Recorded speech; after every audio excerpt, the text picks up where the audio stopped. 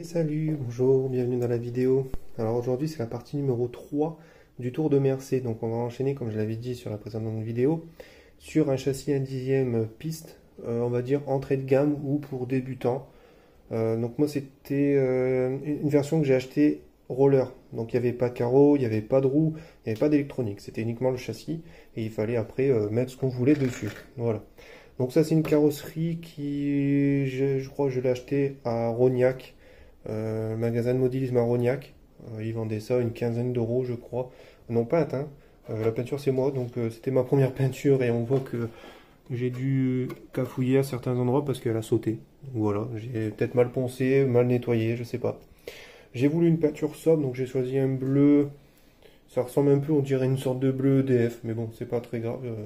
Ça me plaît comme ça. Euh, donc sur cette carrosserie, après j'avais fait une couche de blanc et j'ai mis du scotch fibré là où ça frotte, les plastiques frottés. Alors là j'ai mis parce que le câblage a tendance à venir frotter un peu ici. Voilà, carreau ça, de piste, hein, voilà, rien à dire vraiment dessus. Alors au niveau du châssis, on est sur la marque HPI et c'est la RS4 Sport 3, il me semble, en version Creator Edition. Donc c'est un châssis qui était vendu 170 euros, il me semble, quand je l'ai acheté il y a à peu près un an. Dessus, moi j'ai fait le choix de monter, on va commencer tout de suite par ça, un petit S-Run. Donc je crois que c'est le Max 10, oui c'est ça, le Max 10, avec un moteur en 36 par 50 en 4000 kV. Alors c'est un combo sans capteur. Là le câble que vous voyez ici c'est uniquement pour la sonde de température du moteur. C'est tout. J'ai pris 4000 kV parce que je voulais que ça ressemble un peu à la version RTR de cette voiture quand elle était vendue en version Flux RTR. Elle avait un, je sais plus, HPI, c'est Vector, je crois qu'ils appellent ça, les moteurs. Ils sont tout noirs et ça faisait 4000 kV en 3S. Donc je voulais repartir un peu sur la même base. Une différence près, c'est que la couronne d'origine, moi je l'ai changée, j'en ai mis une un peu plus grande. Et j'ai mis un pignon de 31 au lieu de 32 d'origine. Voilà. Donc ça permet d'avoir un étagement un peu plus court que d'origine, sachant que d'origine, la version HPI en 3S prenait, je crois, à peu près 110 ou 115 km/h, annoncé en tout cas. Donc je voulais m'approcher un peu d'origine sans être aussi rapide, c'est pour ça que j'ai changé le rapport de transmission. Niveau vitesse de pointe, je sais pas trop, je dirais que je suis à peu près à vue d'œil entre 90 et 100 km/h peut-être, environ. Je ne l'ai pas mesuré donc je peux pas trop dire, mais elle avance quand même plutôt bien. Je roule en 3S, hein, donc je roule avec ces accus-là, les WS Line, achetés sur Vartel. C'est des 3008, donc c'est des, ouais voilà, 40C je cherchais. La marque de, ah non c'est Robitronic, c'est pas WS Line, c'est Robitronic. Ils ont bien servi, hein, ça fait déjà une dizaine de fois que je m'en sers. Là-dedans et notamment dans le TRX 4, c'est ce que je roule avec ça. Donc dans le TRX 4 avec ça j'ai une autonomie monstrueuse. Et dans cette voiture-là, je tiens à peu près entre 10 et 15 minutes selon ma façon de rouler avec un 3008. Niveau température moteur, je suis à 60-65 degrés à peu près en plein été.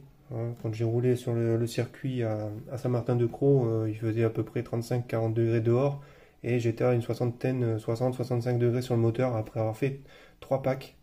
Donc le premier en 2S et donc en 2S j'étais à 45 degrés sur le moteur. Et après en 3S, donc 2 packs en 3S, et j'étais à 60-65 degrés environ sur le moteur. Le vario était froid et la lipo était, je sais plus, mais on sentait qu'elle était pas très chaude, quoi. Voilà. Au niveau des pneumatiques là-dessus, moi j'ai testé des pneus mousse, parce qu'un ami m'a conseillé de tester les pneus mousse sur ça. Donc j'ai testé, et j'ai pas aimé. Je la trouve trop glissante, je sais pas. Enfin, j'aime pas le comportement avec les pneus mousse, et en plus ça salope toute la voiture, donc... Bon là il y a de la poussière mais il y a aussi encore des traces de ça malgré le fait que je l'ai passé au compresseur. Donc moi j'utilise plutôt les pneus en mousse, les pneus caoutchouc comme cela. Donc ça c'est la marque Coralie. Ils ont servi deux fois 3 packs. Donc ils ont fait deux packs de 2S et 4 packs en 3S. Ils ont l'air de plutôt tenir pour l'instant.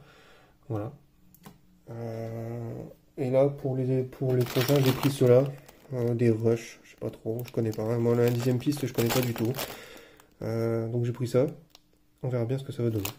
J'ai pris ça pour l'hiver, parce que comme il fait plus froid, ils sont censés être tendres, ceux-là. Au niveau de la voiture, alors c'est je suis mitigé. Après, bon, je connais pas trop le 1/10 en piste. Donc du coup, voilà, cette voiture-là me convient moyennement. D'ailleurs, là, je vois, ça a dû bouger. Là, va falloir que je regarde parce que j'avais pas vu. C'est pour accéder en fait à l'arbre de transmission ainsi que ici on accède au slipper en fait par en dessous. Tout s'accède par en dessous, donc c'est une voiture à cardan. Le cardan il est ici, il est caché là-dedans. On a le slipper ici et c'est des différentiels à pignon à l'avant, à l'arrière. Alors au niveau des réglages, je sais plus. Moi j'ai changé les huiles. Il me semble que j'ai mis je crois que j'ai mis du 5000, non du 10 000 ici, du 5000 ici. Parce que ce qui se passe en fait, le problème c'est que le train arrière glisse énormément. Voilà. En sortie de virage, c'est un peu trop fort. Le cul il chasse direct et bah, c'est pénible. La voiture est basse. Je frotte tout le temps avec et dès que je mets la batterie, elle s'enfuit un peu et elle a vite tendance à venir taper. Voilà. Donc pareil, j'ai réglé plus souple à l'avant qu'à l'arrière.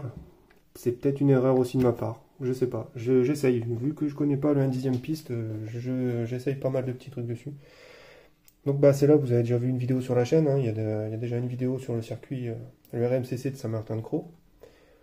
Il y aura d'autres vidéos. Alors par contre, je filme avec une GoPro. C'est pour ça qu'il y a beaucoup de coupures. En plus des cailloux qui se coincent dans la transmission parce que la barre Ackermann qui est ici, elle est vachement près du châssis. Donc le moindre caillou bloque directement la transmission.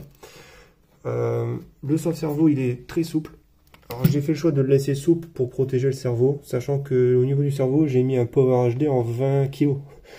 Pignon métal, 20 kg, donc là je suis tranquille. C'était le seul cerveau que j'avais, donc c'est pour ça que j'ai monté ça, mais c'est beaucoup trop gros pour cette voiture. Hein. Ça sert à rien de mettre aussi gros. Elle est légère, je crois, elle fait 1 kg 4 ou 1 kg 5, quelque chose comme ça, avec la batterie dedans, donc c'est très léger. Voilà.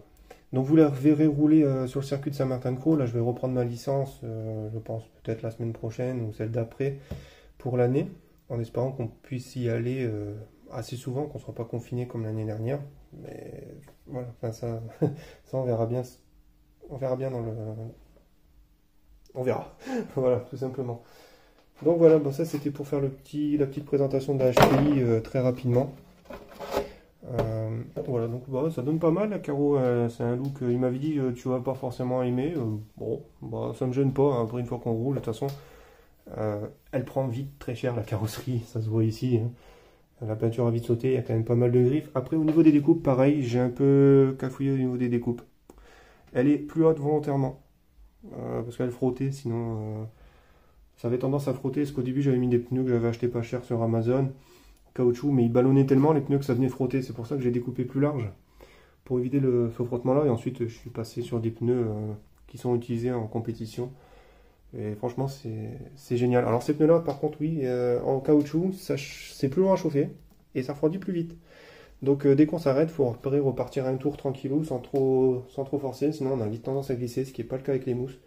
Par contre, moi, le ressenti avec les mousses, j'ai pas trop aimé. J'ai préféré le ressenti avec ces pneus caoutchouc.